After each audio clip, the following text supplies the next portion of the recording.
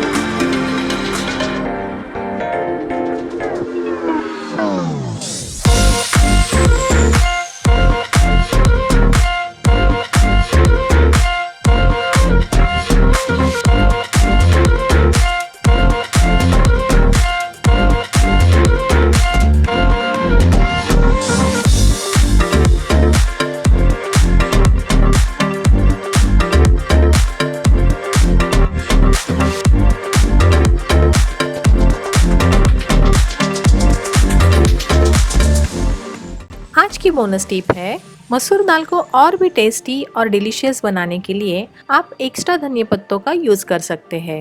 आपको ये रेसिपी अच्छी लगी हो तो इसे घर पे ज़रूर ट्राई कीजिएगा और मुझे कमेंट में बताइएगा। Thank you so much for watching this video.